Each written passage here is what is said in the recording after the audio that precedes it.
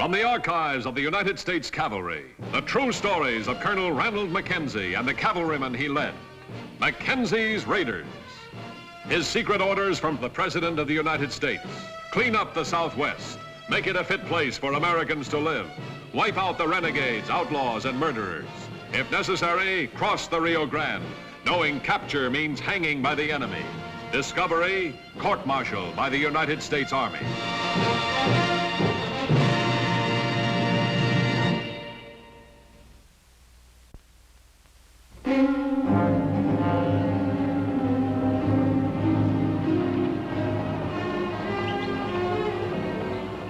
The year 1873, and the introduction of a new Army instrument of communication, the heliograph, flashing messages across the vastness of the Texas frontier.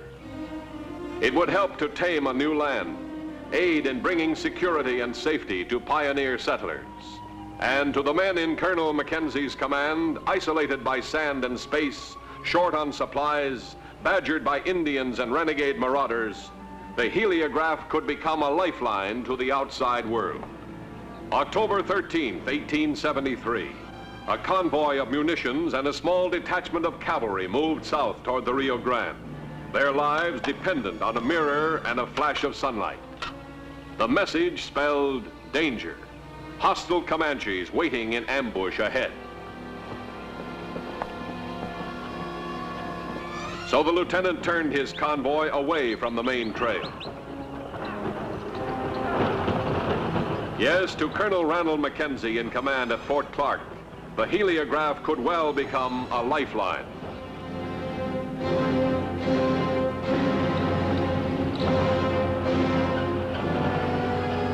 But instead, on this occasion, it became a death line.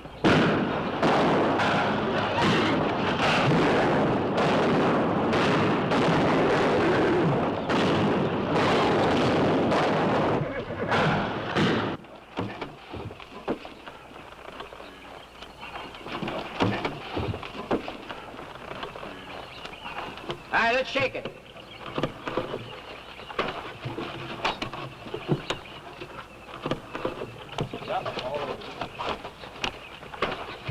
All right, let's get started for Brackettville.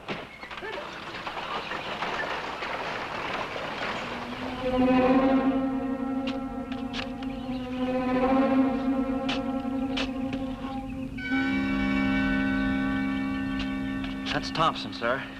We've been together ever since Gettysburg. Why were they off the main trail? I don't know, sir. The orders were specific. Follow the main trail all the way to Fort Clark. Somebody must have wanted those guns almighty bad. Well, they wanted to keep them from the Mexican government. They're going to have something to say about this, too. Well, maybe the convoy saw Indians and had to leave the main trail. Query the heliograph station. They probably can't see the canyon from up there, but query them anyway. I'll get the field unit, sir. Corporal? Yes, Colonel. Take a man and follow those wagon tracks. I'll join you later. Right, sir. Royce. All right, you men, keep on with what you're doing.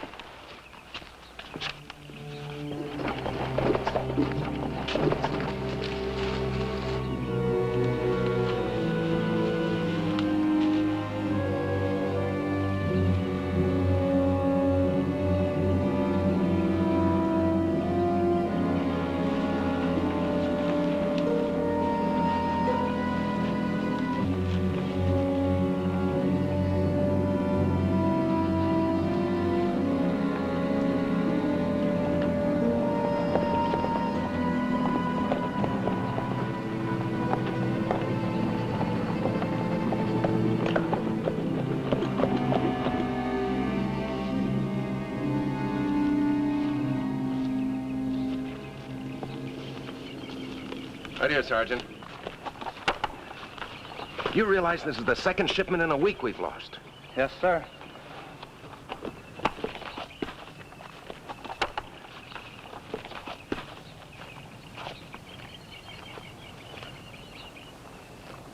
I don't see why we got to rot here between jobs, Court.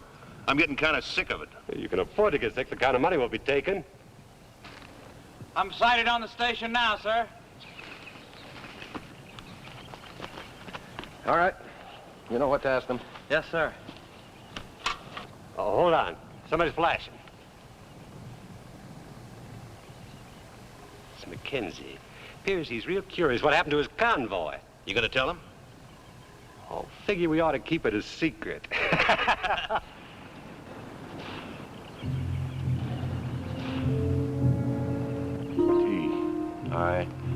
T-I-V-E negative.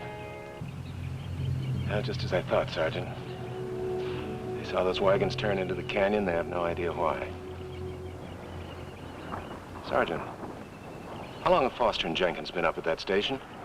Oh, they went up last week, sir. Well, next week when they come down, put them on report. Carelessness. They forgot to acknowledge our word count.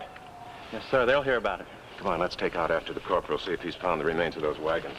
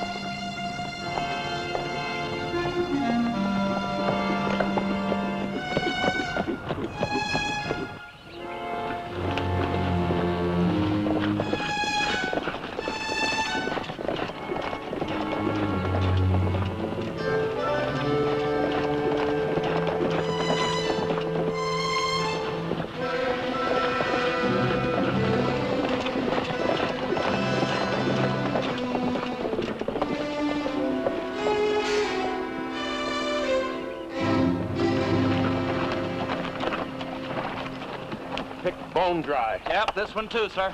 Well, it looks like the end of the line for today. Rocky country up ahead, almost impossible for trailing. Find the horses, get these wagons back to the fort. Yes, sir.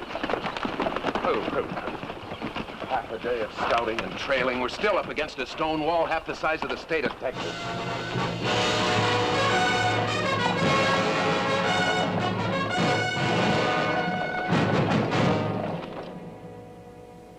You have had no word of the guns, amigo? I'm doing everything I can for you, Ramon. I've got 3 patrols out scouring the desert trying to recover those guns for you. This friendship between your country and mine, it is very new. Yes. The friendship between you and me is very old. True. We have campaigned together more than once. All the same, your president tells us we will have guns and munitions to fight the insurrectos. And the guns do not come. My president doesn't break his word. We must have those guns. And have them you will, if they haven't already fallen into the hands of the insurrectos. Here in your country? I'm not saying it's happened. I'm saying it can. Look, north of the Rio Grande, who would steal those guns except for money? South of the Rio Grande, who would have the money to buy them in such large quantities except the insurrectos? I tell you this, Colonel Mackenzie. We have had incidents along the border, your people and mine, and we have settled them peacefully. But if those guns fall into the wrong hands, there will be more incidents, uglier ones. No one's broken faith with you, Colonel Bernal. You know that as well as I do. In the past, you've asked us for supplies. We've given you supplies. Now you ask us for guns and munitions. We'll give you guns and munitions. Your words have a good sound, but they do not speak as loudly as guns. 9 of my men don't speak at all anymore because of those guns. They died trying to protect them. If you think we've given you empty promises, why don't you talk to the wives and families of those men? You're right, my friend. I was hasty in my anger, but only because of disappointment. Only because my soldiers need those guns and munitions so urgently. I know. There's a 3rd shipment coming down from the north tomorrow. I've instructed my heliograph stations to keep a watch for them. I'm riding out at dawn to join the convoy. Will you ride with me? Does the coyote not howl? Does the eagle not fly? Does Ramon Bernal not ride with his friend Mackenzie? Let's go into dinner. Gracias, amigo. Feels like Mackenzie's hanging all his hopes on the heliograph. Nice of him to keep sending us information. Sure is. His last message says that we got to be extra careful. Watch out for them nasty outlaws that's been stealing them guns.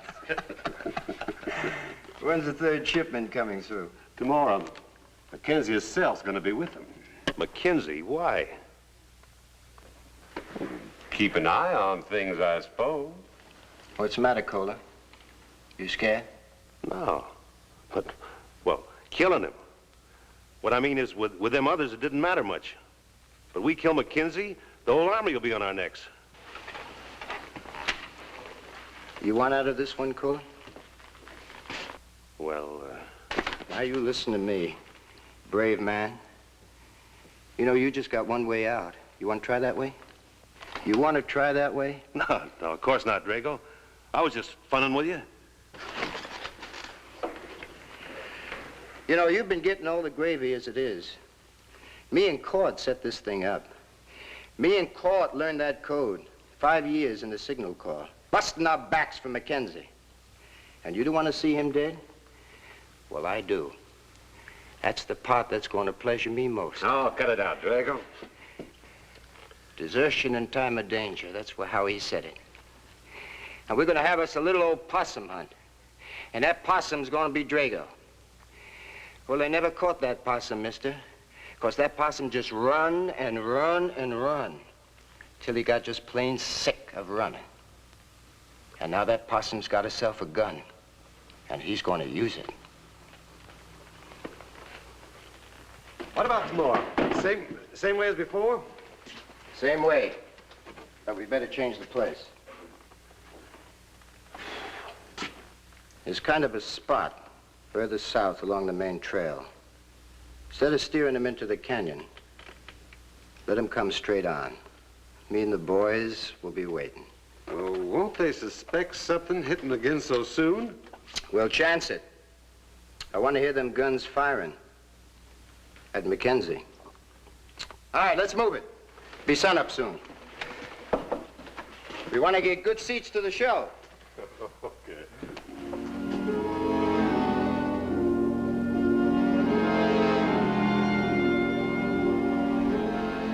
Any sign of the convoy? Not yet. Maybe it ain't coming. Oh, it'll come. You think Grjngo will be ready for him? I know Grjngo, he'll be ready. A lot ready than Mackenzie.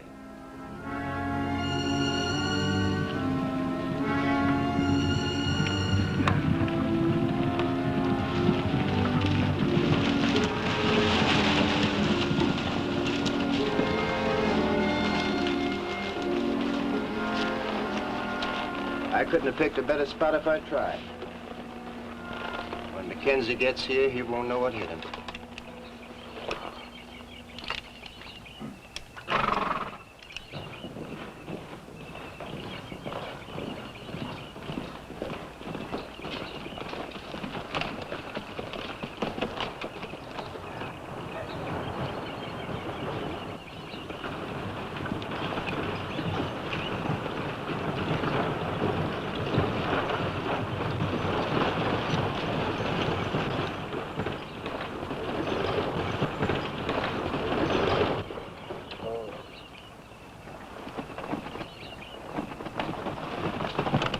Happy to see you, Lieutenant. Thank you, sir.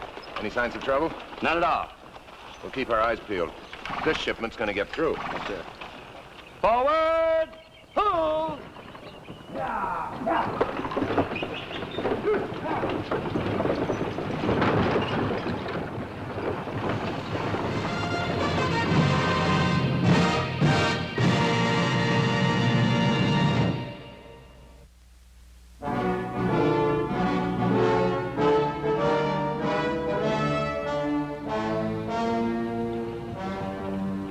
Morning, and the main trail south to Fort Clark.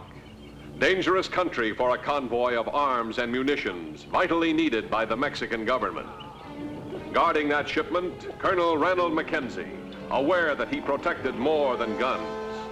For on the convoy's success depended the growing friendship between his own country and Mexico.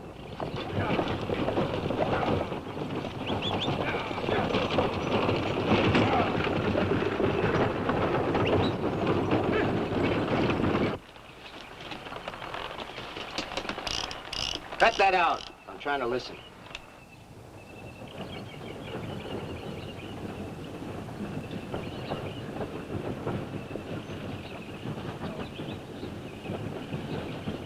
Gotta walk!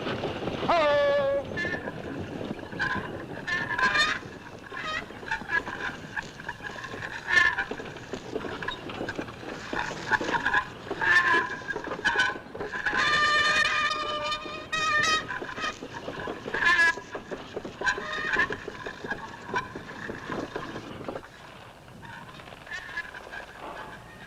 Wagons.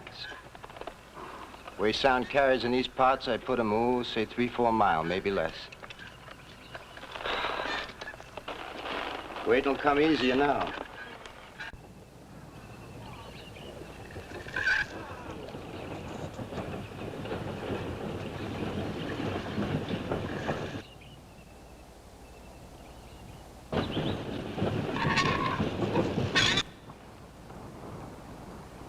Hey, will Mackenzie see it? Don't worry, I'll take care of it.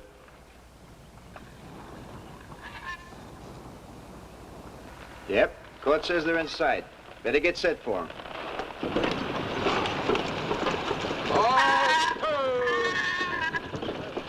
Nothing wrong, sir? What's flashing up there? A message to us, sir? Get out the heliograph equipment. If it is a message, request a repeat. Yes, sir. Lieutenant. Yes, sir. Have those wheels examined while we're waiting. Find the one that's dry and see that it's greased. Right away, sir. Is it wise to delay, amigo? Wiser to delay now, Ramon, than risk a breakdown further on.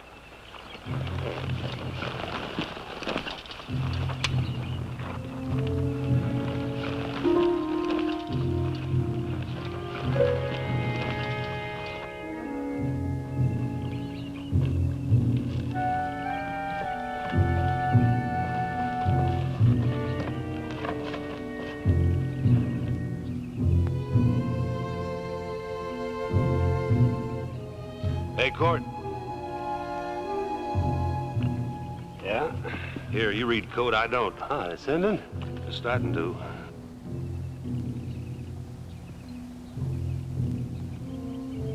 Trouble, Court? Nothing I can't wiggle out of.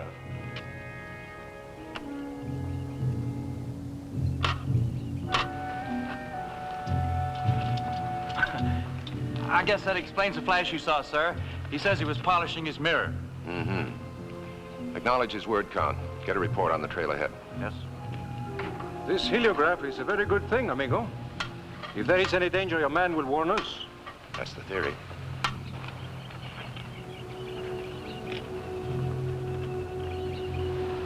He reports the trail all clear, sir. That's what he reports, huh? That dry axle's greased, sir. Good. Have the rest of them greased. I should be back by the time you're ready to roll. If I'm not, wait for me. Yes, sir. With the colonel's permission, sir. Back from where? Twice in 2 days, he's broken regulations. Failed to acknowledge my messages with a word count. I'd be glad to take a trooper up there and chew him out, sir. I'd rather handle this myself, alone. I want to look the situation over without being observed.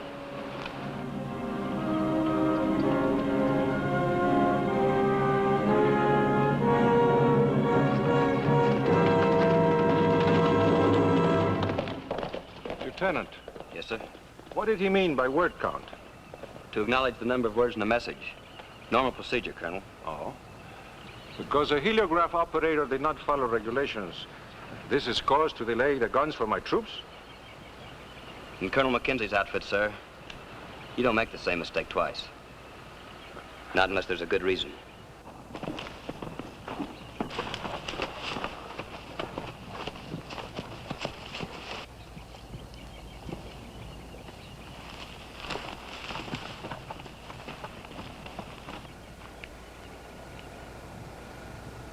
That's funny.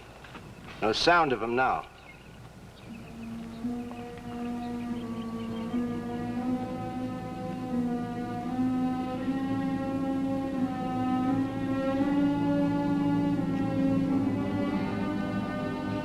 the matter, boy? Getting itchy? There's Grjngo is. He's flashing down there. I better tell him the wagon to stop for repairs. Keep him from getting his quills up.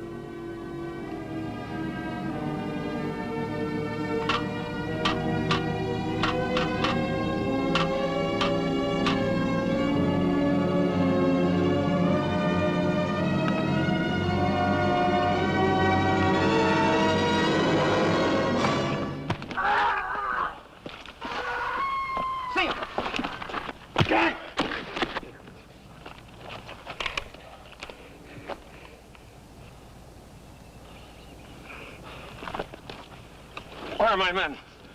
Where are the men who operated this station? You killed them, didn't you? So you could ambush my convoys. It was Grjngo's idea. Who's Grjngo? He's down at the bend, waiting for your wagons.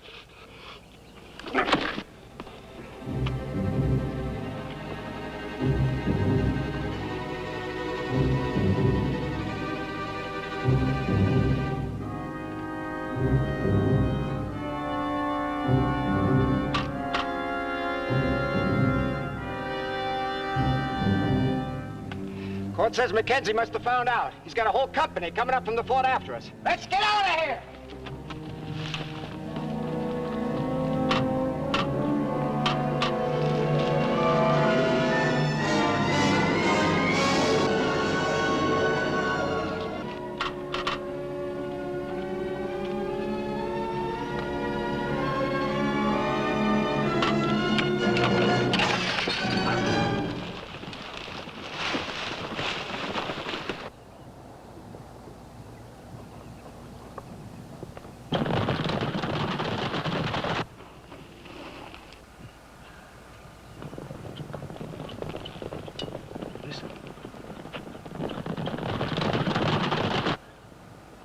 Do you hear that, Lieutenant? Yeah, hoofbeats. A lot of them. And very rapid. Come on up and ride! Carbines and sidearms at the ready! Come on, south, deploy! Corporal, I'll take your horse. You stay here with the wagons. All right, you sons of billy goats, let's ride!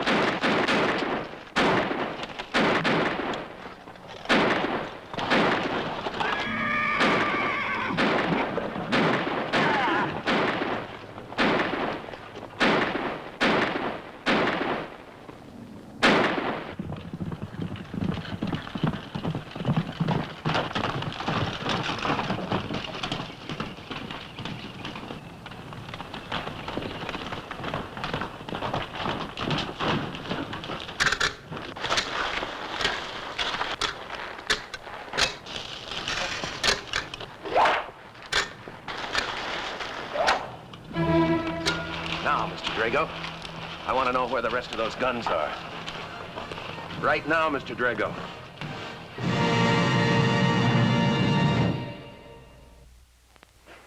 For my country and for myself, I thank you, mi amigo. Those guns will save many lives. Good. By the way, I'm packing with them a set of heliograph instruments. They may come in handy. It is good to have such a friend. Oh, could you ride with me as far as Brackettville? Does not the coyote howl? Does not the eagle fly? Does not Mackenzie ride with his good friend Bernal?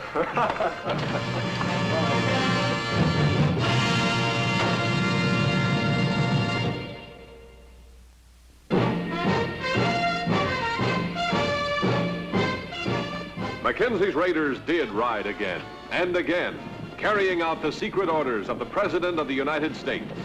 Do whatever necessary to clean up the Southwest. Make it a decent place for people to live.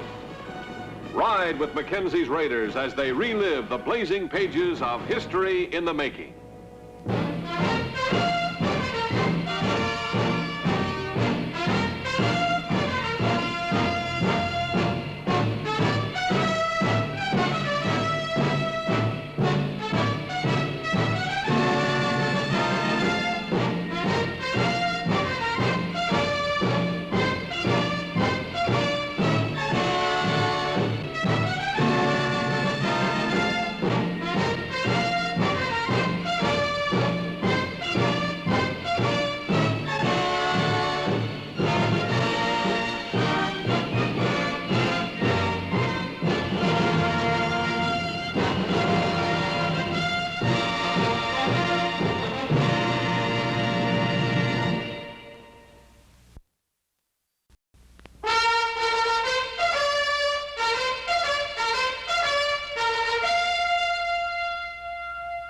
From the archives of the United States Cavalry, the true stories of Colonel Ranald Mackenzie and the cavalrymen he led.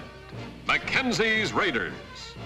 His secret orders from the President of the United States. Clean up the Southwest. Make it a fit place for Americans to live. Wipe out the renegades, outlaws, and murderers. If necessary, cross the Rio Grande, knowing capture means hanging by the enemy. Discovery, court-martial by the United States Army.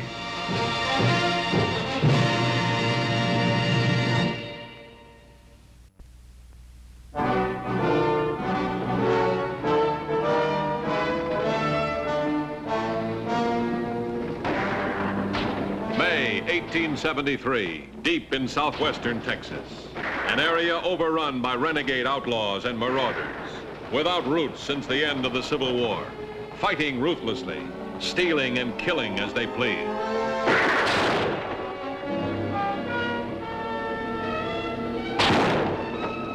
Such a man was Roger Forsyth. He called himself Major and led a band of vicious criminals. Riding roughshod, Forsyth's bloody trail pushed farther and farther to the north.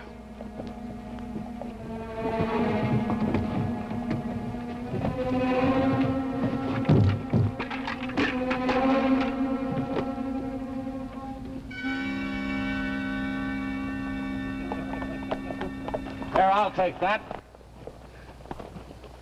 Only Colonel Ranald Mackenzie, commanding the 4th U.S. Cavalry, stood in Forsyth's way. Mackenzie's orders, clean up the Southwest, regardless of cost to yourself and your men. To help accomplish the job, Mackenzie had in his command tough, well-trained civilian scouts, men familiar with the remote reaches of southwest Texas. We found the Indian girl Forsyth's been seeing. She lives in the cabin right here. On his last raid, Forsyth got some women's clothing. So it's logical to suppose that he'll be showing up at that cabin before the day's out. What's the best way to attack it? From back here on the mountain. Is the cabin visible from there? No, but it is from over here. All right, Willis, you and a trooper take up this position. As soon as you see Forsyth enter that cabin, signal me back here on the mountain. Yes, sir. In the meantime, Burgess, take up a position on this road. That should block his only other route of escape, shouldn't it? Yes, sir. All right, boys, that's it.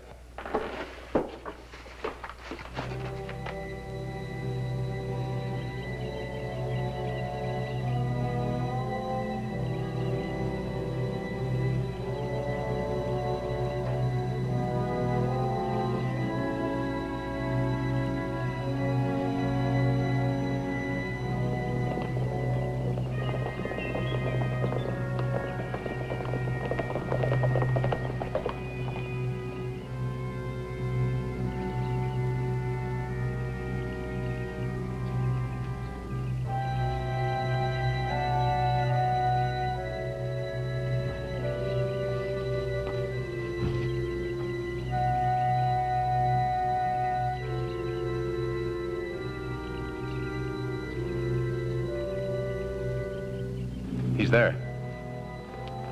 All right, let's go.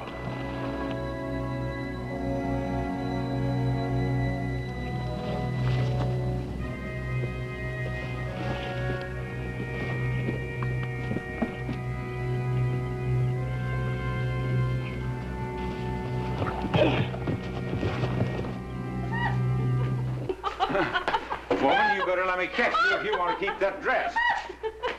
All right, come on now, come here. Come here. No.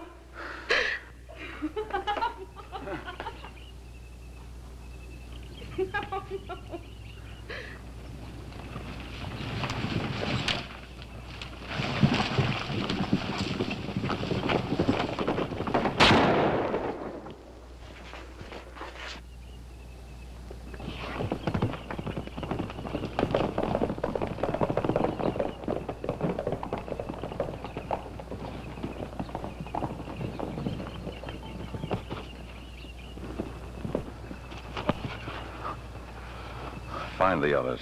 Be at the fort tonight. Well, Colonel, this is an unexpected pleasure. Pleasure is mine, Major Forsyth. Colonel, the other two got away. Shall we go after them, sir? No, let him go for now. Colonel, this horse has got the cavalry brand on it. Indeed. Well, in that case, let's walk Major Forsyth back to the fort. Wait a minute, Colonel. I bought that horse. I'm sure you did. See that he keeps up with the column. Yes, sir.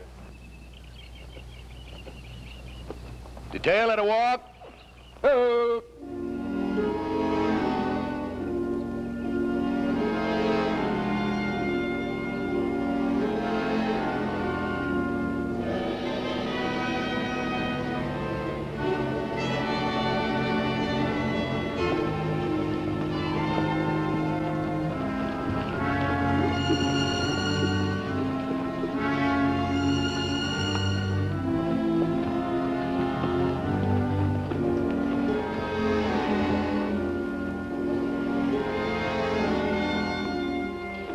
The morning of May 12, 1873.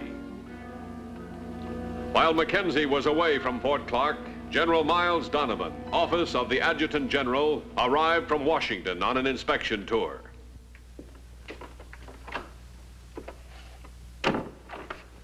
Well, dear, did you have a nice ride? Well, if you call cantering around the drill area a ride. It seems that no woman is to ride from the post unescorted, by order of Colonel Mackenzie. Perhaps he had a good reason for issuing that order. Any sign of the Colonel? No, not yet. Father, I'm sure if Colonel Mackenzie knew you were coming here on an inspection tour, It he would wouldn't have made any difference. General Sheridan put Mackenzie in command of this post because he thought he was the right man for the job. Perhaps he is. He's an individualist and does things in his own way. And that's what's needed to bring some sort of civilization to this part of the country. A man who isn't afraid of anything. Not even of a three-star general.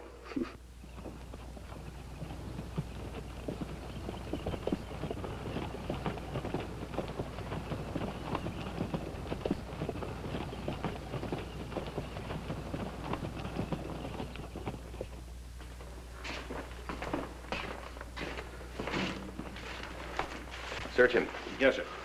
Take off that jacket.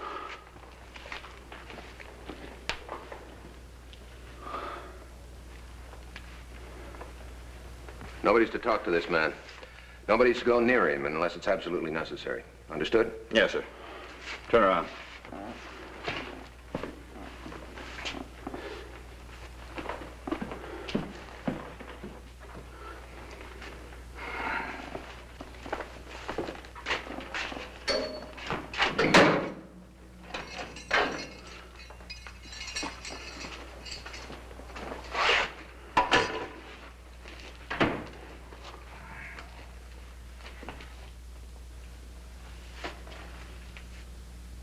With General Donovan at the fort, Mackenzie was faced with a dilemma.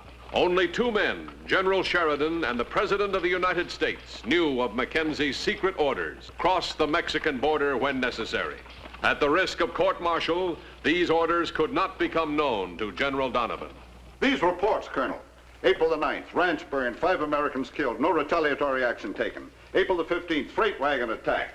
Driver, 2 others burned alive, and there are many more here with this same phrase, no retaliatory action taken. Why not, Colonel? You seem to have enough men and supplies. Well, we could always use more, sir. Well, then, what is it? Are they going over the border? Yes, sir. They hit, and then they ducked back across the river. Oh, the river, the river. Would you suggest that I cross the river, sir? And risk a war with Mexico? Get yourself court-martialed out of the army? Exactly, sir. Come in. Oh, I hope I'm not interrupting anything important. Not at all, my dear. Come in, come in. Colonel Mackenzie, my daughter Margaret. Ma'am? Colonel Mackenzie? Well, Miss Donovan's entrance brought a welcome halt to the dangerous discussion of the river. Later that afternoon, the routine of the fort back to normal, Mackenzie inspected his mounted complement.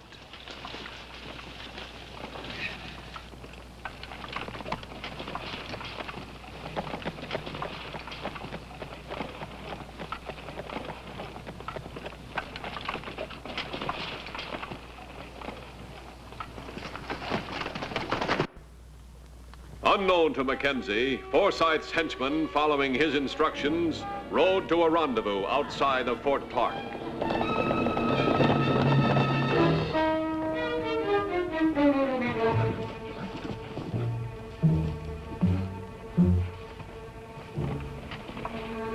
We'll wait here until night.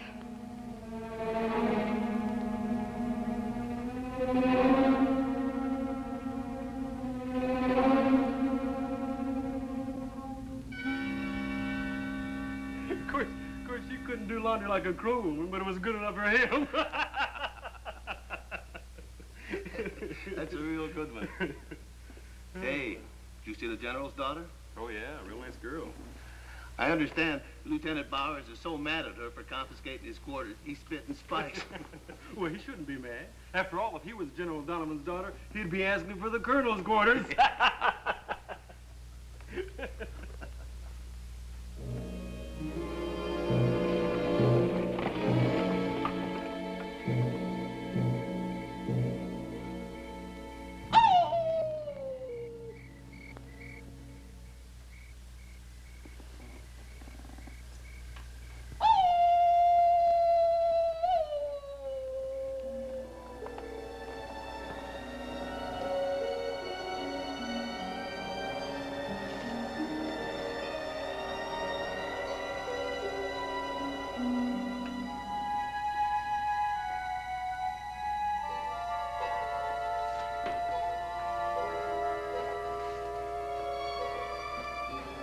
Hey, Talkie, you want to make $1,000 gold? Come on, Talkie. Give me some water. This is empty.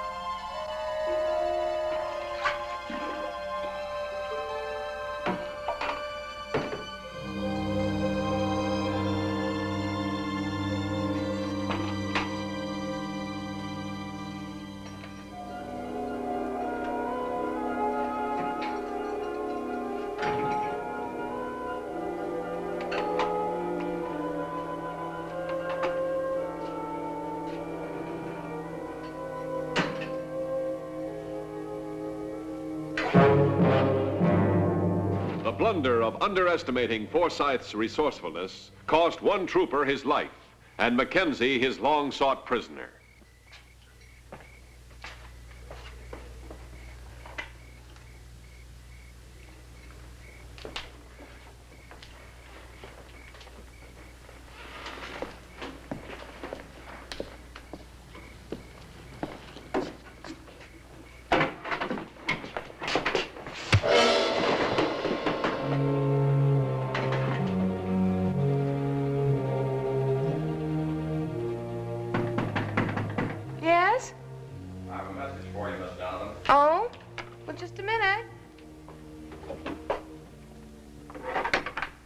Yes? Don't make a sound. If you scream, I'll kill you, understand? Now get your coat. Go ahead, that shawl will do. Move.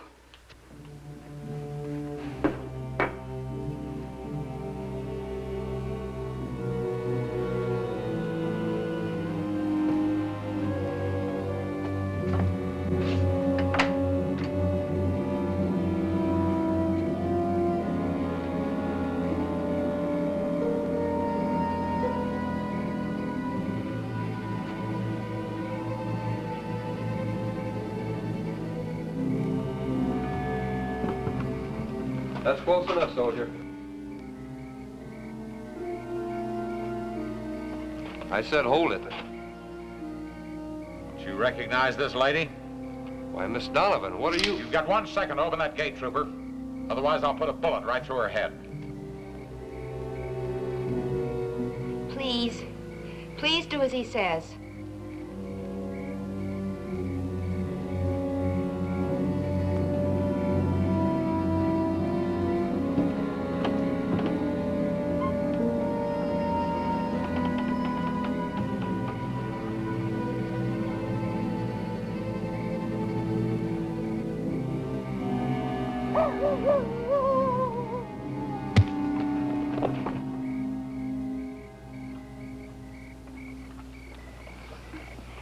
He's coming.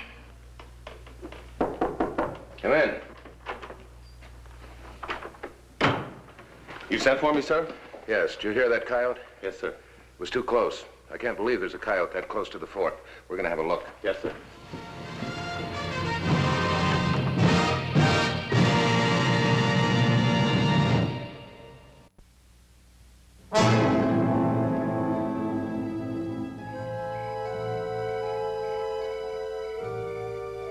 It was 4 minutes before another sentry discovered the unconscious soldier.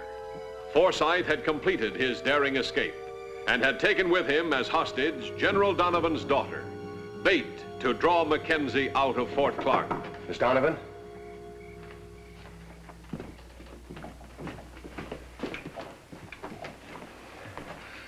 She won't be missed till Reveille. That's 7 hours. You won't if it's the general's? No. No. If I were Forsyth, I'd head for Mexico as fast as I could travel. If I have to cross the river after him, the general can't know about it. Well, suppose we can't pick up the trail. We won't come back until we get that girl. Yes, sir. See that the horses are ready.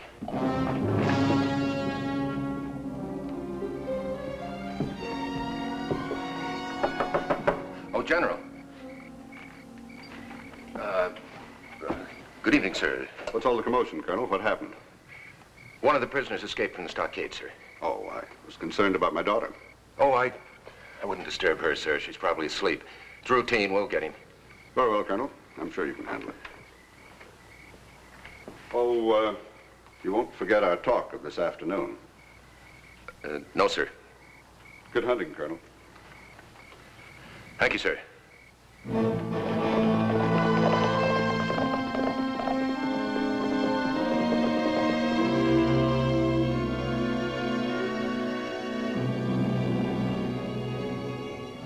Here. We'll camp here.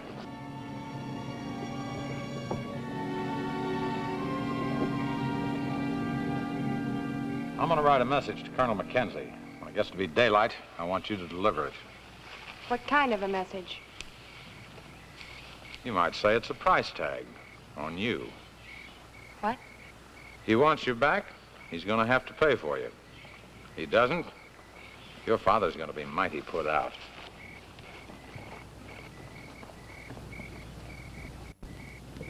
Once again, Mackenzie had faced the fateful decision. He had crossed the Rio Grande. Detection meant hanging, with his government powerless to help him.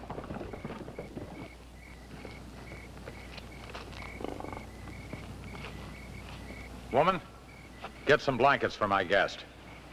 She'll be your slave. Let her make her own bed. Listen, you brought me a horse, but that don't mean you got a cinch and bridle on me.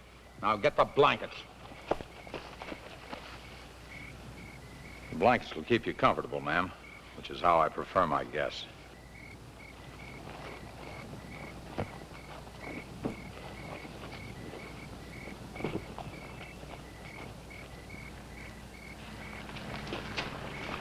The tracks are headed that way, sir. I guess he's camped down by that lake. Mexican soldiers coming, sir. Mexican. Take cover, fast.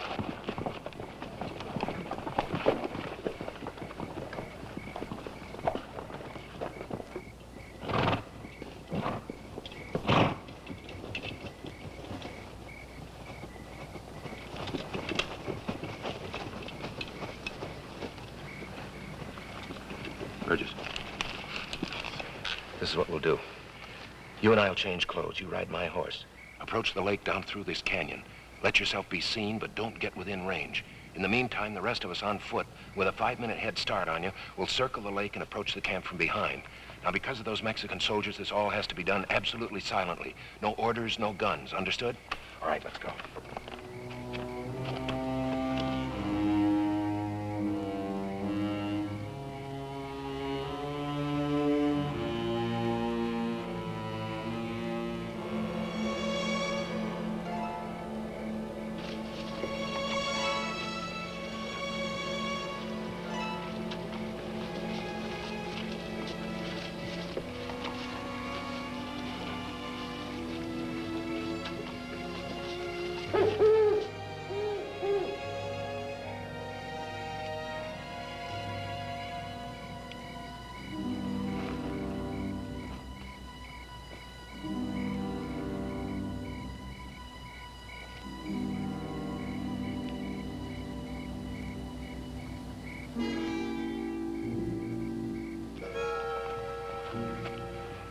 anything happens to my man, you won't live to find one for yourself.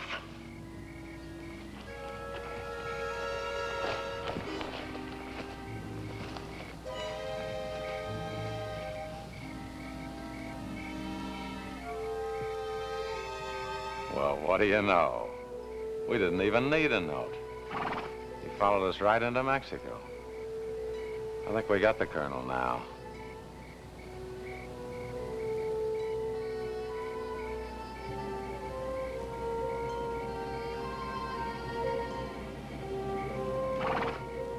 Wait a minute. I want the pleasure.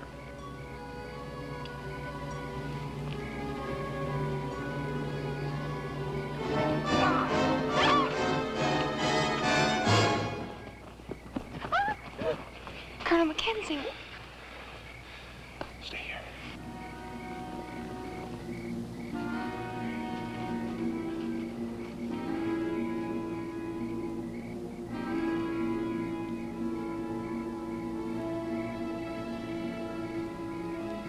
I'll wait until he gets real close so I can't miss.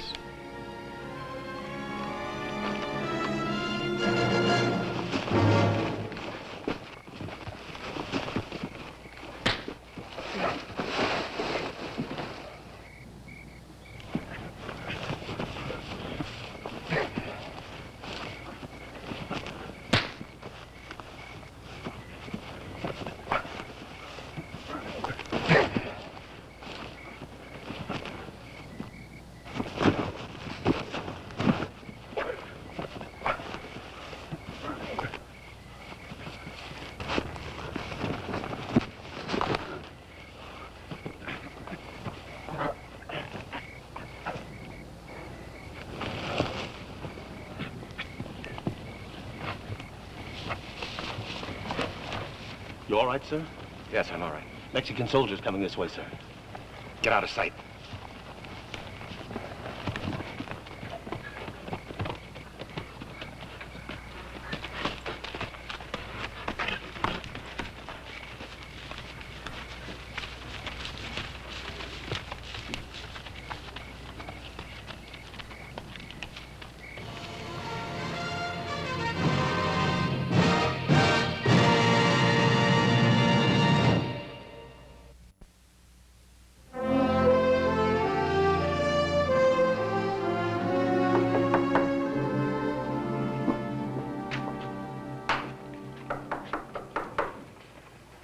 Good morning, General. Well, Colonel, did you recapture your prisoner? Yes, sir. Yes, sir. It was quite routine, sir. Well, I'm glad you got him before he crossed the river. Oh, yes, I'm afraid our hands would have been tied in that case, sir. Won't you join my daughter and myself for breakfast? I'd consider that an honor, sir.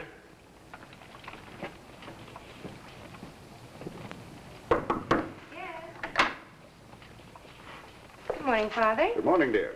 Colonel Mackenzie? Good morning, ma'am. Colonel Mackenzie's going to join us for breakfast. How nice. You're looking very fresh this morning. You must have rested well. Yes, Father, quite well.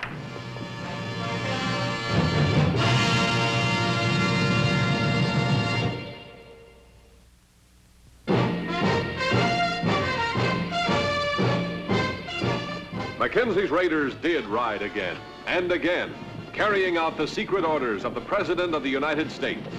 Do whatever necessary to clean up the Southwest, make it a decent place for people to live. Ride with Mackenzie's raiders as they relive the blazing pages of history in the making.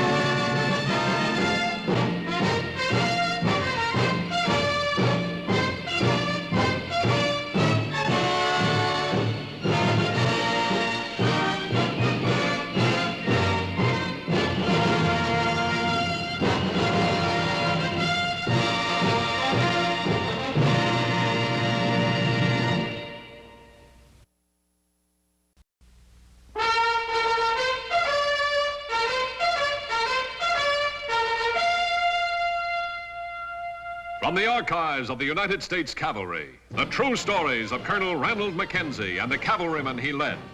Mackenzie's Raiders.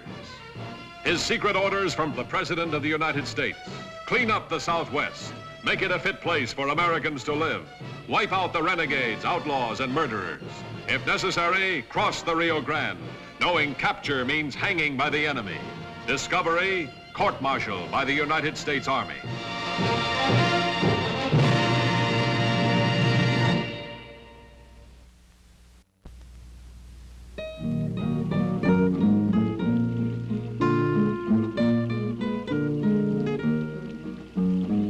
The Rio Grande, critical boundary between Mexico and the United States. The morning of September 7th, 1873, Emiliano Lopez, personal representative of the Mexican president, bound for Washington. His mission of the utmost importance.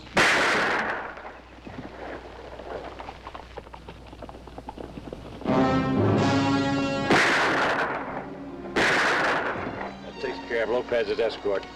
Cross. Don't kill him! Sorry to trouble you, Mr. Lopez. That doesn't concern you. I know someone who does concern. Get the horses. He'll be staying with us for some time.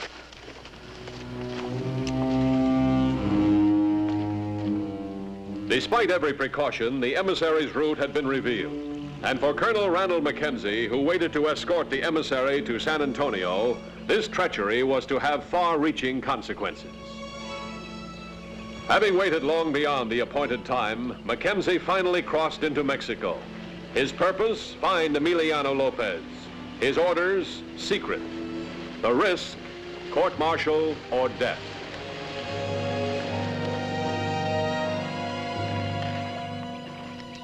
They're dead. Any sign of Lopez? No sign. I hope it's not who I'm thinking. Ben Pierce? I hope it is. Then Lopez will still be alive.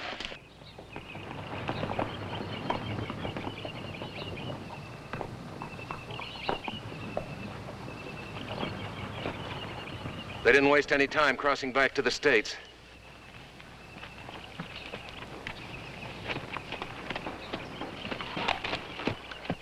Those poor devils.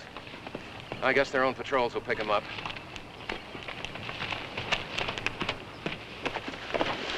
Now they're under your jurisdiction. Ben Pierce has been under my jurisdiction for some time. Ah!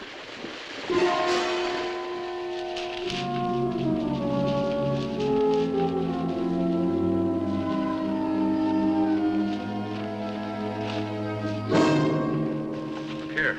What is it, sir? It's a spangle. The kind a Mexican official might wear on his saddle.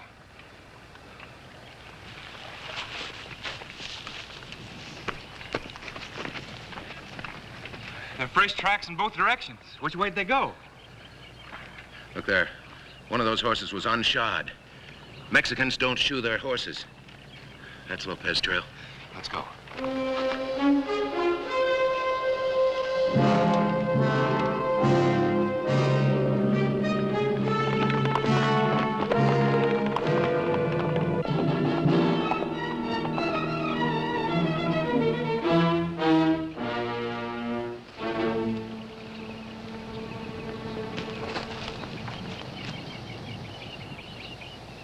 See the spangles on that white horse? I count 7 horses. That means he's got 5 men. What do we do? Pierce has got Lopez all right, but I've got Pierce's brother, Jed. He's going to be hung tomorrow. Pierce will have to come to me. Today. Let's get back to the fort. Go on.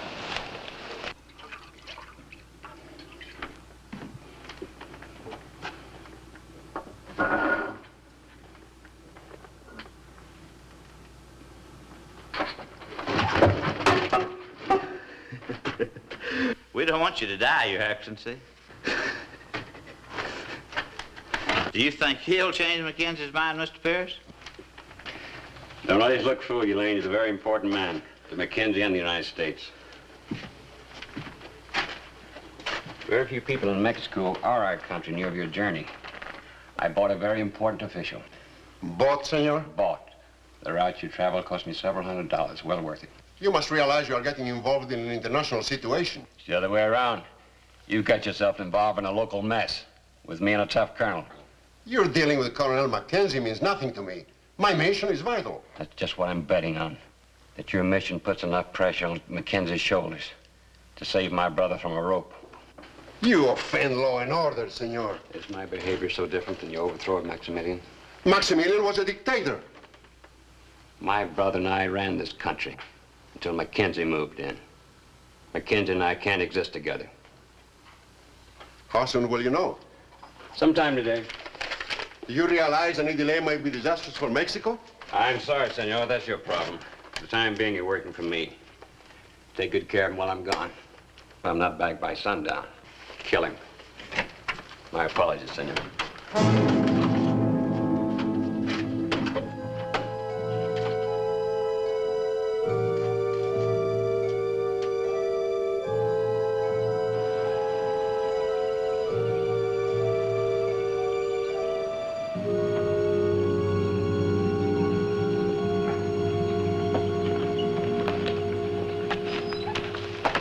The orders are explicit, sir. Lopez is to be transported secretly and safely at all costs. And he must be in San Antonio not later than 8 o'clock on Thursday. That means he's got to leave here not later than sunrise tomorrow. Now, Trooper Allen. Good morning, sir. Will it be ready on time? Yes, sir. This your first execution, son? Yes, sir. And I don't like it. None of us do. Carry on, Allen. Yes, sir.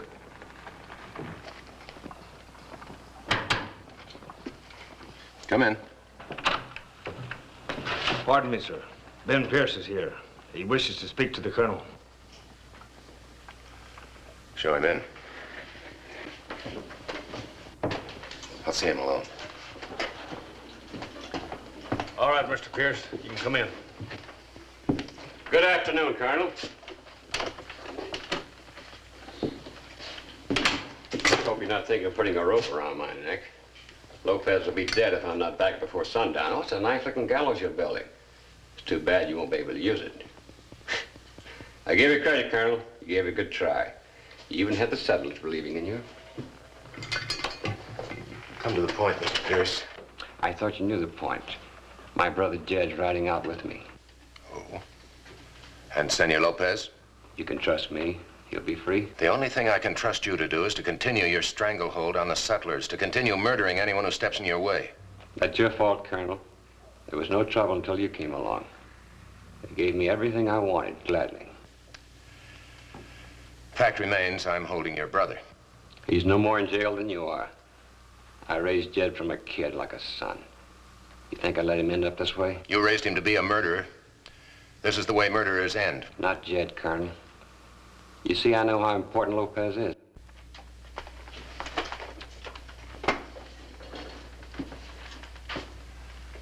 All right, Mr. Pierce. I'll turn over your brother when you turn over Lopez. You know I won't do that. If that's what you're asking me to do. You have no choice. I'm dealing the cards. Then you'll deal them off the top of the deck or there'll be no game. You haven't the guts to allow Lopez to be killed. You'd lose that bird on your shoulder. Nevertheless, as it stands now, your brother Jed will be hung in the morning. As it stands now, if my brother hangs, so does Lopez. I told you an exchange of prisoners is the only thing I'll consider. Good day, Mr. Pierce. What kind of exchange? You're to escort Lopez. Come alone, unarmed. We'll be with Jed. Just me, also unarmed. Where? Outside Brackettville. Sunset. No, it's too close to this place. Sunset's fine. Let's meet at Twin Forks. It's closer for me. All right. Just one thing. How can I be sure it's Lopez that you'll turn over to me? A man has to have some faith, Colonel.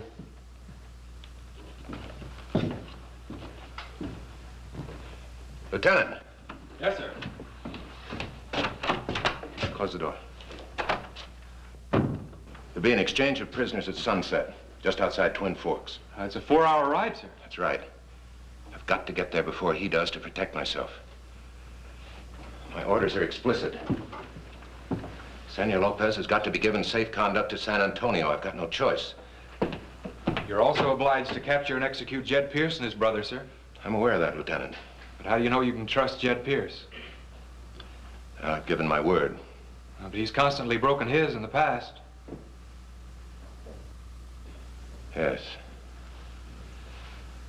Yes. Benedict.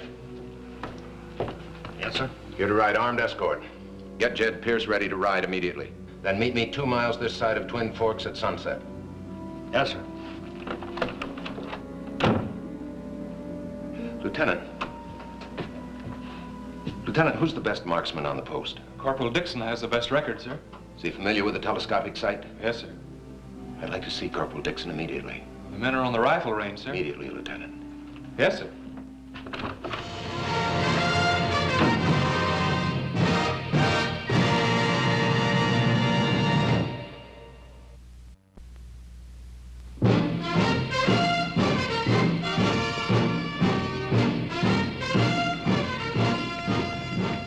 Mackenzie now faced his first great dilemma at Fort Clark. His orders were to bring peace to the area and at the same time deliver the Mexican emissary to Austin the following night. In order to fulfill these conflicting orders, Mackenzie realized that time was his key factor. Time to beat Ben Pierce to the exchange spot. In order to do it, he had to perform the impossible. Corporal Dixon's waiting outside, sir. This is his latest handiwork. Let me see. Yeah. He'll have to be at least this accurate. Benedict left with Jed Pierce 5 minutes ago, sir. Have Dixon come in. Corporal Dixon? Yes, sir. Corporal Dixon reporting, sir. Be with you in a minute, Corporal.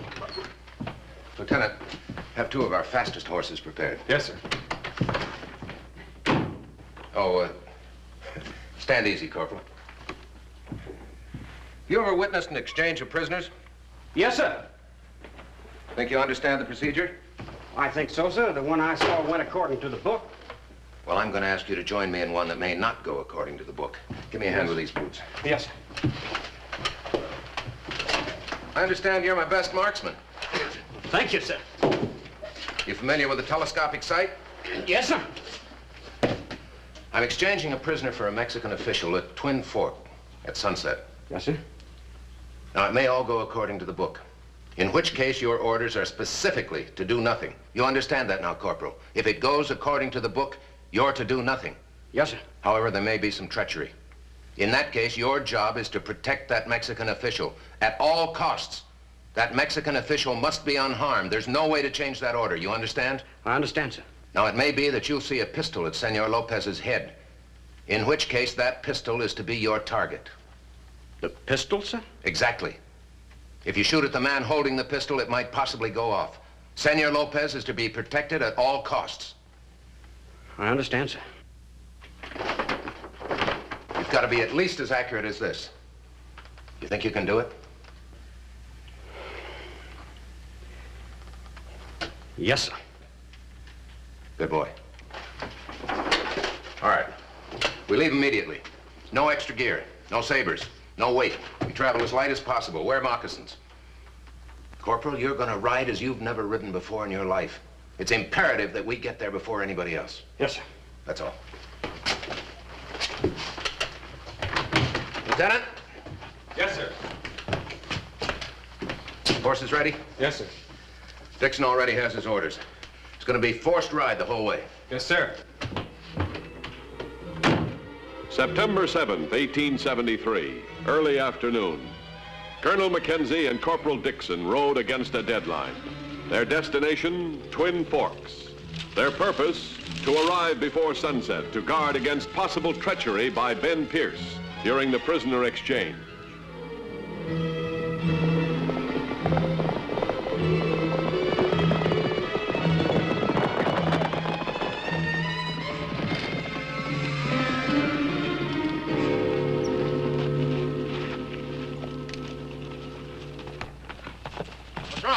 He's gone lame, sir.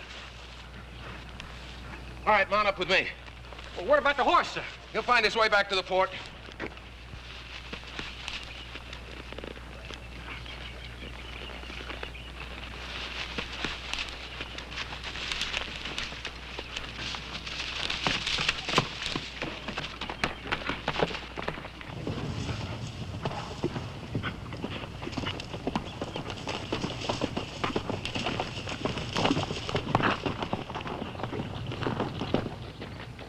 We'll never get there in time, sir. We'll get a fresh horse at Becker's.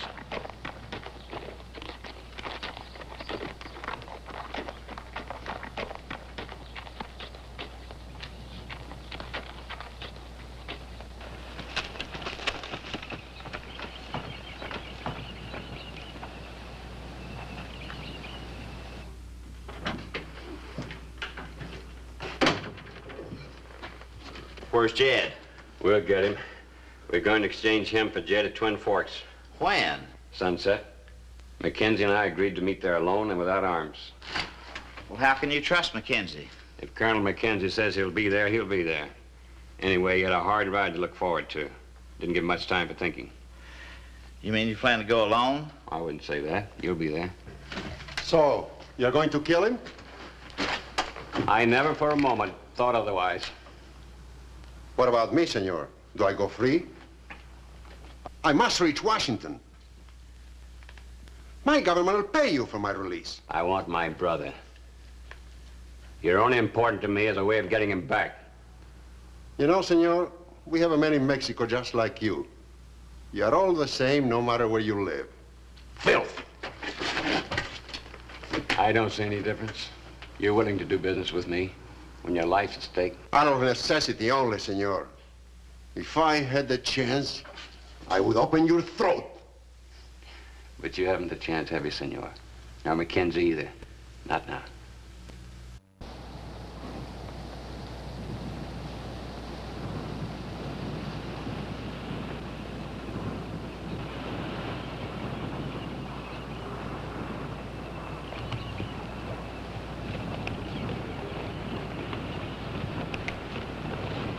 Mr. Becker. Hi, Colonel. You sure look mighty beat up. What's up? I haven't got time to explain. We need a new horse. You want to bore my horse so you can run him like you run him, eh? I ain't that rich, Colonel. We'll give you good money for him. Yeah, let me see. I'm not carrying any money with me. You'll have to take my word for it. I'm afraid you'll have to look someplace else, Colonel. I don't know you long enough to cotton to that sort of deal. Corporal, saddle that horse. Yes, sir. Now, look here. I'm sorry, Mr. Becker. You'll have to take my word for it. You've got no choice.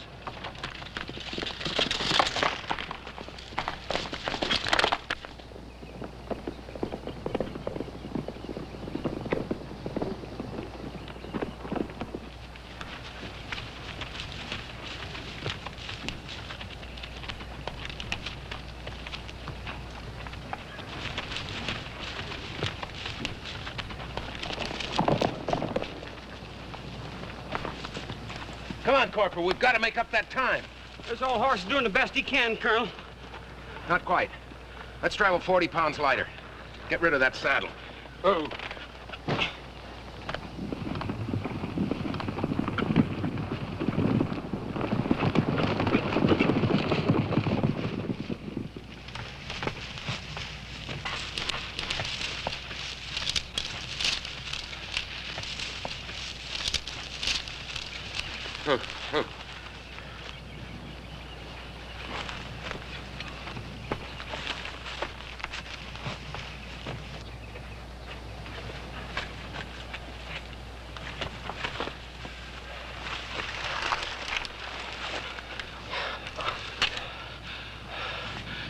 We made it, Colonel. Yeah. We beat him here. Now remember your orders, Corporal. The Mexican official is your responsibility. No harm is to come to him. If there's a gun on him, that gun's to be your target. Yes, sir. Oh. I'll leave this with you. Colonel, are you sure? Just you be sure.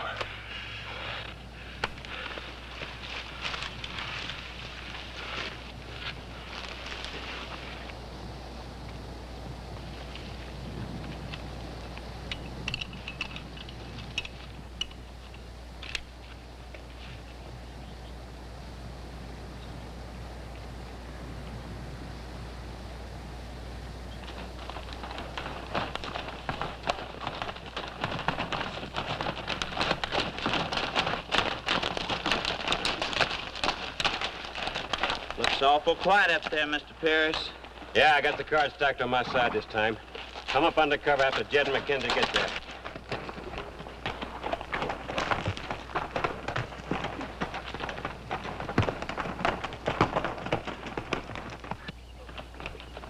Sunset, time of the prisoner exchange. Following his prearranged plan, Mackenzie met Jed Pierce and his guard 2 miles outside Twin Forks. Any trouble, Benedict? No, sir. Where did you come from, Mackenzie? You're not the only business I have to attend to, Mr. Pierce. My coat.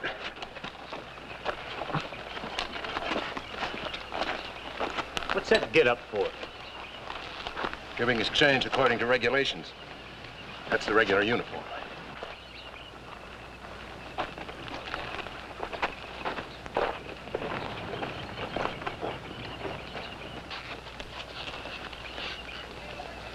After you, Mr. Pierce.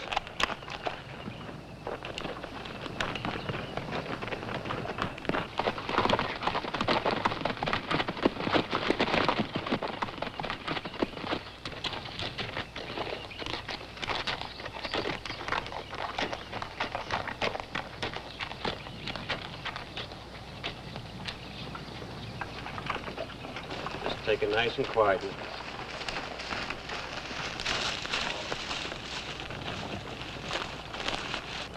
So you decided to play it straight, huh, Colonel? I told you I'd be here, Mr. Pierce. Unarmed. Yo soy Coronel Mackenzie. ¿Es usted el emisario de Benito Juárez? Sí, coronel. Mi nombre es Emiliano López, miembro de la oficina personal del presidente Juárez. All right, Mr. Pierce, I'm satisfied. Turn Jed over, Mackenzie. Follow me, Senor Lopez. Lane!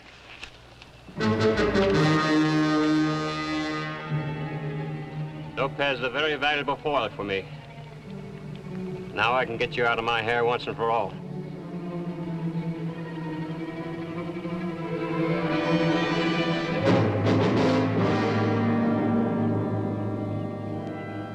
Kill him, Lane. At least let Lopez go. I can't afford to.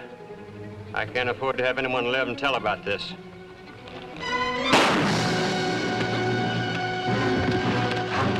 Get his pistol, Lopez!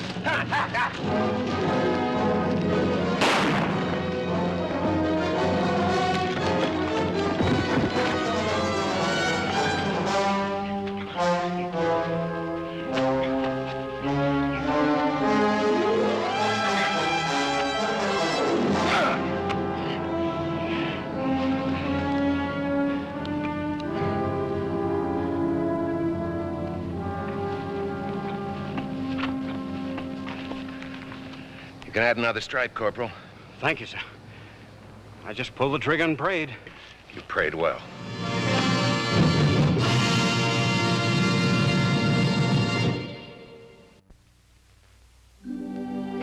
Sir?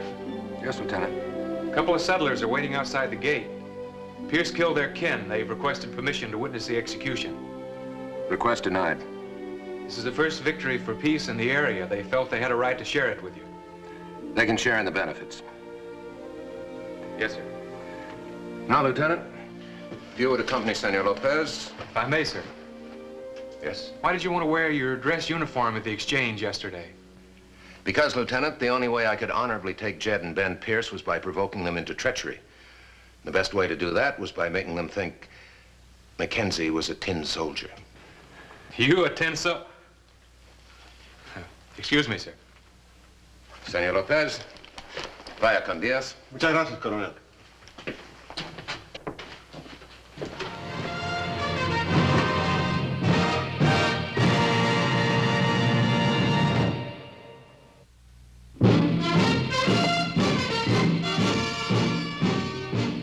Mackenzie's raiders rode again and again, carrying out the secret orders of the President of the United States. Do whatever necessary to clean up the Southwest. Make it a decent place for people to live. Ride with Mackenzie's raiders as they relive the blazing pages of history in the making.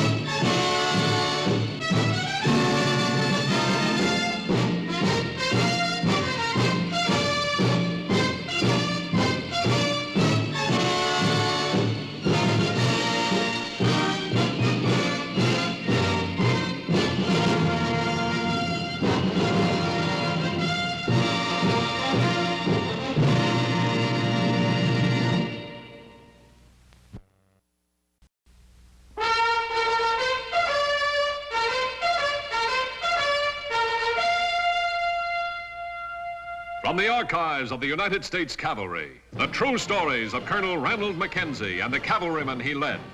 Mackenzie's Raiders. His secret orders from the President of the United States. Clean up the Southwest. Make it a fit place for Americans to live. Wipe out the renegades, outlaws, and murderers. If necessary, cross the Rio Grande, knowing capture means hanging by the enemy. Discovery, court-martial by the United States Army.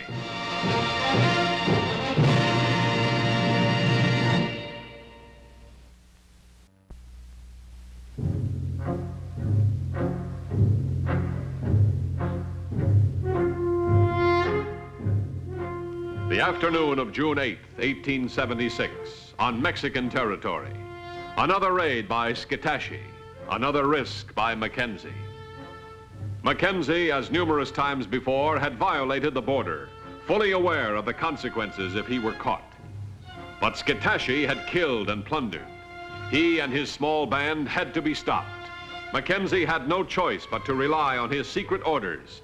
Clean up the area even if you have to cross the Rio Grande to do it. If the United States government catches you, it'll be a court-martial. If it's the Mexicans, it'll be a hanging. We're ready, Colonel. Both flanks are secure. They're cut off from their horses. Where's Conover? He's posted on the next rise, sir. Good. And they're completely pinned down. Get back to your position. Yes, sir. Scitashi! Scitashi, this is Mackenzie. I have many rifles staring at you. Tell your warriors to throw down their weapons and walk north. That way there'll be no killing. You don't have much time, Scitashi. I'm waiting for your answer.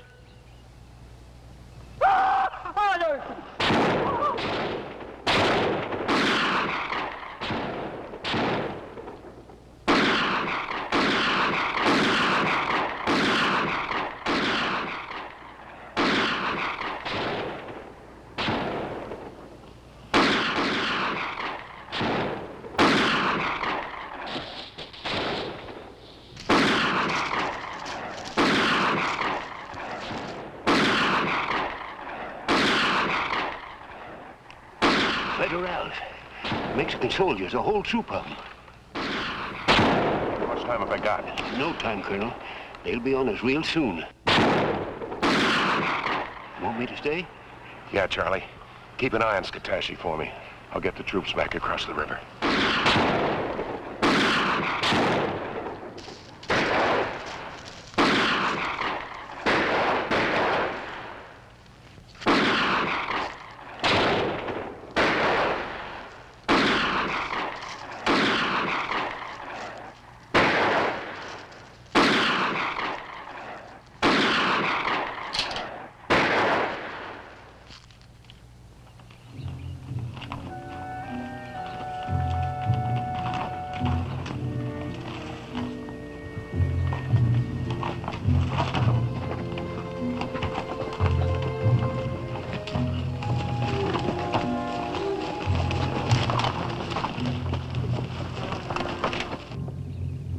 Looks clear.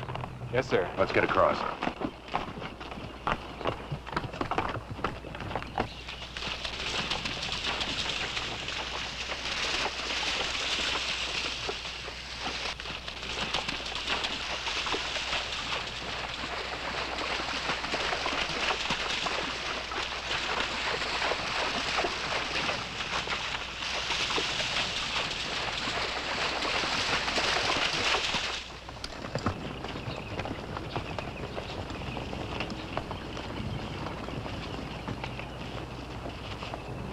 Colonel James A. Beasley, Inspector General's office. Oh, yes, of course, sir. I was expecting you. Sorry I couldn't meet you on your arrival. Something urgent came up. Lieutenant, were you ordered into Mexico? Well, Colonel, you see... Of course he was ordered into Mexico. By me. I'm in command here. Colonel Mackenzie, I'm placing you in arrest. You'll accompany me back to the fort.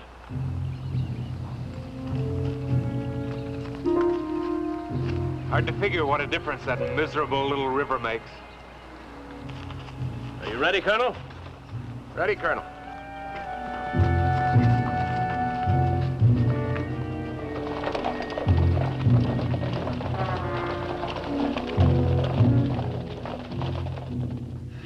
posted, sir? No, it's sufficient that the colonel knows he's confined to the post. Yes, sir. I want full reports from all the men who went to Mexico. That includes you, Lieutenant. Have them made out as soon as possible. They'll go on with my report to Washington. Won't that mean a court-martial, sir? That's not for me to decide. The colonel's office? Yes, sir.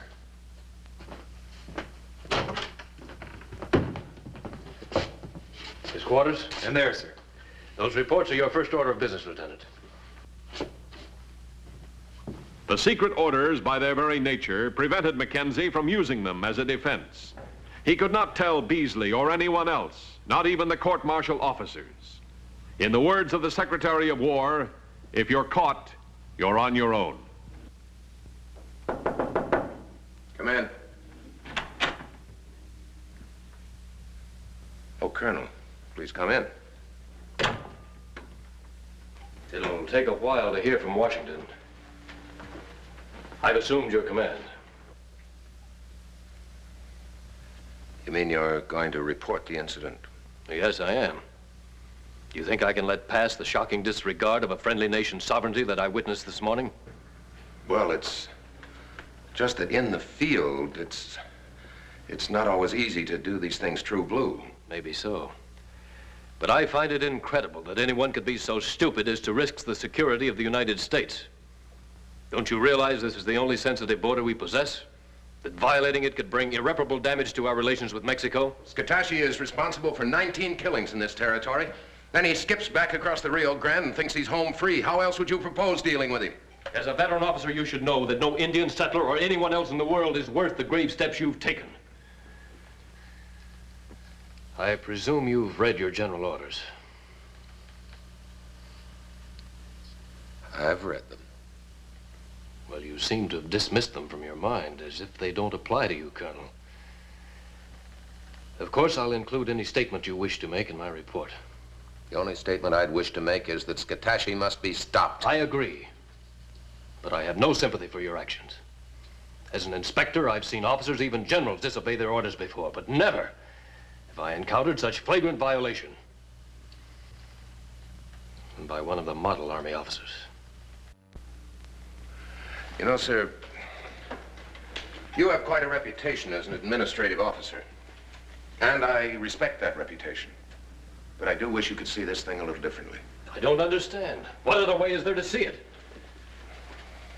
Colonel, don't think for a moment I like what I have to do. I remember you well. As far back as the academy. I was 2 years behind you. Like all other underclassmen, you were the one we looked up to. You were the leading cadet. Have been an outstanding officer ever since. Your career has been brilliant. I'm genuinely sorry that I'll have a hand in the scandal that's bound to result.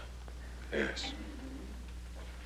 Yes, Colonel, a general court-martial is never a pretty thing to see. But of course, you have your duty to do. That is, unless you could reconsider the circumstances. Good day, Colonel. What are you going to do if Scatachi strikes again? I'll try to stop him, within the limits of the law.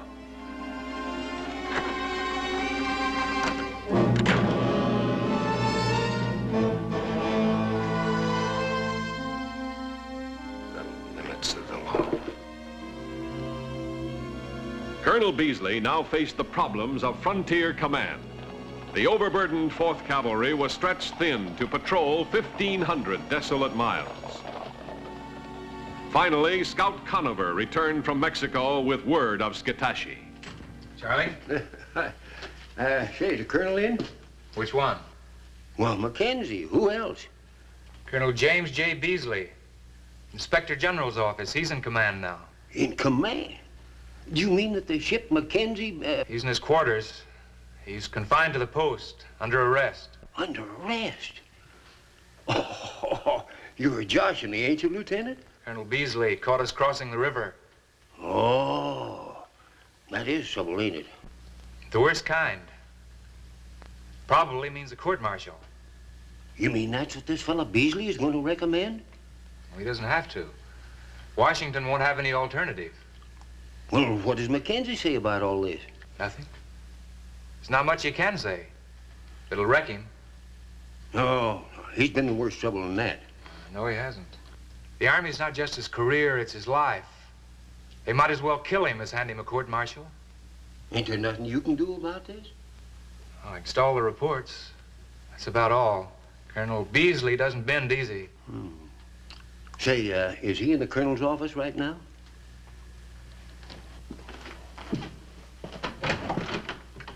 Yes? I'm your chief scout. Oh, you're Conover. Well, I didn't realize we had to have our scouts living undercover in Brackettville. Well, how else are you going to bring things to light? Well, that's true. Now then, about Skatashi. Now, just a minute, Colonel. Before we start talking about Skatashi, how about Mackenzie? I don't think that concerns you, Conover. Well, maybe not, but I just happens that I'm going to make it so. Now, what's all this I hear about a court-martial? I don't know what you've heard. Colonel Mackenzie is under arrest for violating an international boundary. International boundary? Well, you mean that little bit of a river down there that I can spit across? Why, shucks, Colonel, everybody used that river. I don't see why Mackenzie shouldn't. Conover, it's useless for us to discuss this. Why, it's useless for us to try and whip them bandits if we can't use that river. We're going to do the best we can. Well, the best ain't good enough in this case. Why, Colonel, when they find out that we ain't going to use that river, there's going to be the biggest commotion that you ever seen in your life. The United States Army is equipped to administer law and order. I admit to that, but most of the time the law and order is done on the other side of the river. Well, according to these reports, things are not half as bad as you make out. Yeah, well, they used to be. Of course, Mackenzie, he's cleaned up this territory, this area here an awful lot. But he didn't do it by just standing and looking at that river. You mean this is not the first time he's crossed the Rio Grande? Why, Colonel, how do you suppose we catch them murderers? Well, that makes it even worse. Worse? Well, I didn't come here to make it no worse. I just come here to speak my piece, that's all. Well, you've certainly done that, Conover. I'll expect this information included in your report. Report? Oh, shucks, I ain't gonna make out no report. You're a United States Scout assigned to Fort Clark. You're under my command. All right then, Colonel. Since you're my new boss, you'll want to know that, in my opinion, Skatashi will begin this afternoon. Why this afternoon? Well, a lot of the men will be in the town at that time. And them's the kind of odds that Skatashi likes. How do you know he's preparing for an attack? Well, I don't for sure. But it's a cinch that he ain't going to pack up in the middle of the night and go down to that river just for a change of scenery. How do you know about his movements? Now, Colonel, you ought to be able to figure that out for yourself. I'll need more concrete evidence than that. Well, sometimes, Colonel, that's about all the news that a scout can get. Suit yourself, Colonel.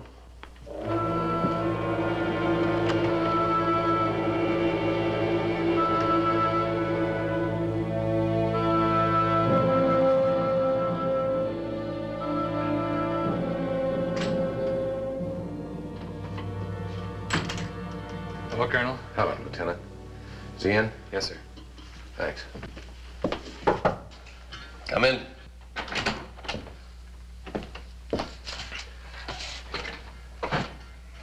Sir, I just saw Charlie Conover in the stable area. So? If he says Skatashi's going to attack, he's going to attack. He said in his opinion, Colonel. Conover's opinion is only the most valuable opinion in this territory. Please, sir, let me take a troop after him. That's impossible.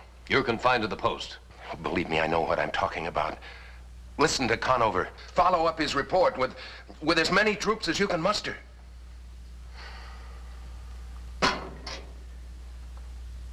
All right, Colonel, I will. I've never lost respect for your experience in the field. Thank you, sir.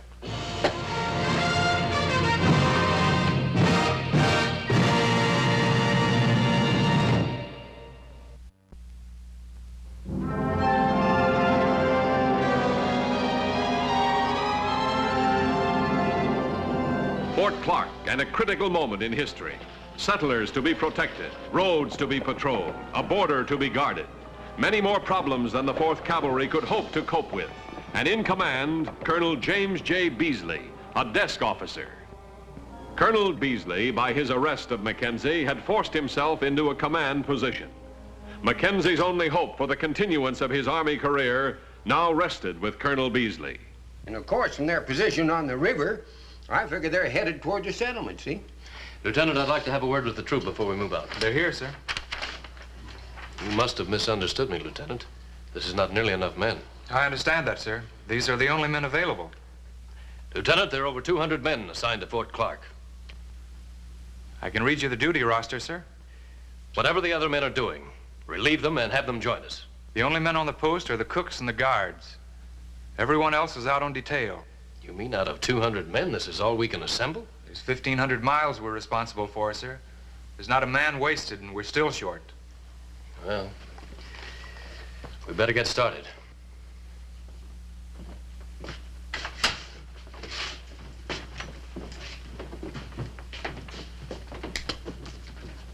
Colonel Beasley took Conover's advice and rode out to the settlement in hopes of surprising the renegade Skitashi.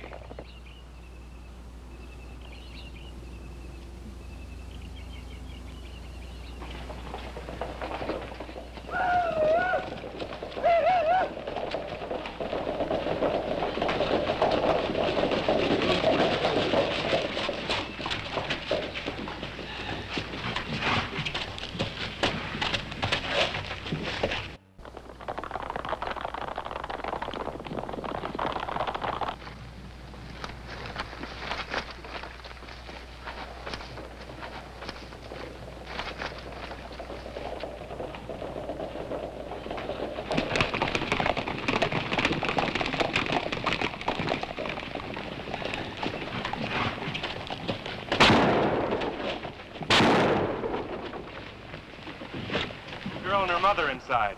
Well, the mother will be all right. Little girl's dead. Can we cut them off at the river? Well, they've got a good start, but we can try. Leave a trooper with the mother. Come on, let's go.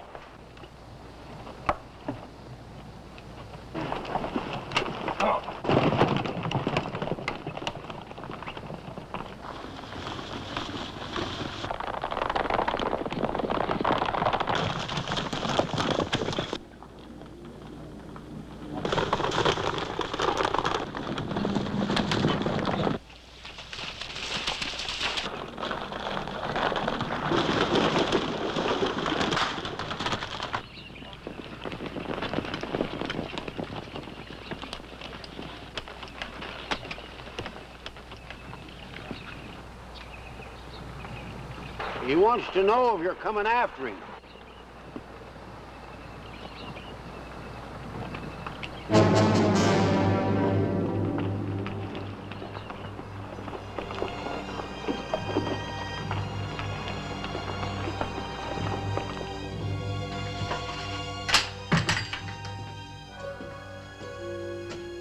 Yes, sir.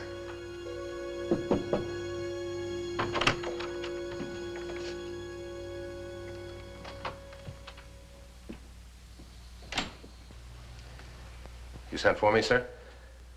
Colonel, the settler's child is dead. Yes, I know, sir. Conover told me. What did she know about it, Colonel? What did she know about reservations and rules and rivers? All she knew was this doll. I could never stomach death. I guess that's why I'm an administrator. Only 4 troopers. Well, I guess that's the way it is all over the West, sir. I imagine so. It's hard to believe. Hard to believe such a situation exists. You know, my daughter has a doll like this. Was the little girl the only one killed today, sir? Yes, the only one. But that's the same as 1,000, isn't it? I suppose it is, sir, if you look at it that way. He just stood there across the river, staring, waiting. I'm sure the men didn't understand why I didn't go after him. They understood, sir. I doubt if they liked it, but they understood. I didn't like turning back either. But what are you supposed to do? An officer lives by hard and fast rules. Sometimes, sir, an officer finds that those rules don't always apply. But they have to. Yes, sir. Meantime, Scatashi is still free. He'll have more men soon. Well, where will he get them? From the reservation. They'll hear about his success. He'll grow confident. They'll come and join him. So the longer the situation persists, the more disastrous it becomes. Exactly. Today, he's a renegade. Tomorrow, he may overrun the whole territory. Colonel, what would you do if I gave you back your command? I'd find Skatashi's position and I'd wipe him out. Wherever the position may be? Wherever the position may be. All right, Colonel. The command is yours. No, about 4 miles down the road by the crossing. How many men? Oh, he's still got the same handful. I don't know how long they'll be there, Shucks. He moves around an awful lot. Yeah, that's Skatashi. We caught him sitting still once. He's not going to let it happen again. Lieutenant Paxson. Yes, sir. Assemble a troop. Full fighting gear. They've been standing by since Charlie rode in, sir. Good. Colonel, I'd like to go with you. Well, we need all the help we can get. Happy to have you with us, sir. What's that? The Colonel's report, sir. When does the courier leave? Not until Saturday, sir. There'll be plenty of time to take care of this when we get back. Yes, sir. You ready, Colonel? Ready, Colonel.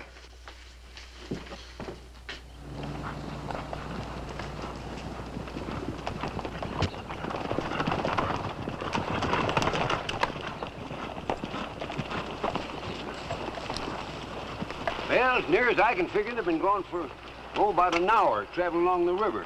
What about federales? Well, I think we're all right there. We've been 2 hours on Mexican soil. Well, there's not much risk as long as we stick this close to the river. Won't Skatashi move south if he finds out we're after him? Let's hope he doesn't.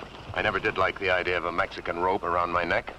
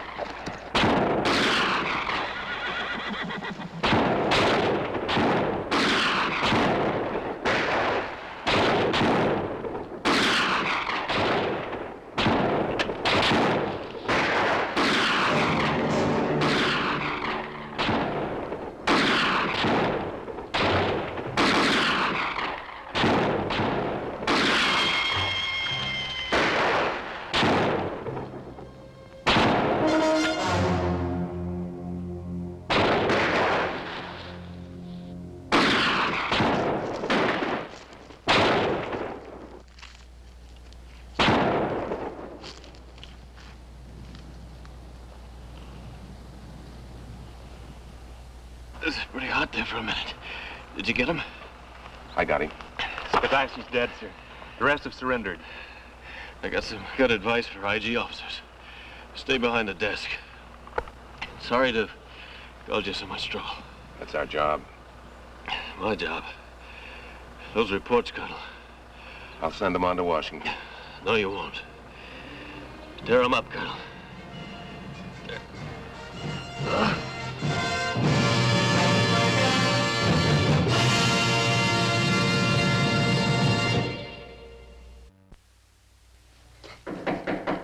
Man?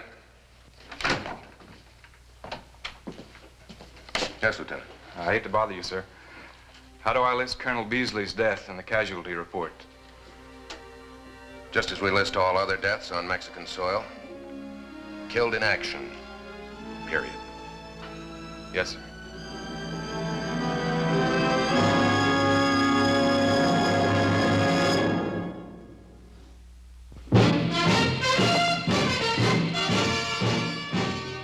Mackenzie's raiders rode again and again, carrying out the secret orders of the President of the United States. Do whatever necessary to clean up the Southwest. Make it a decent place for people to live. Ride with Mackenzie's Raiders as they relive the blazing pages of history in the making.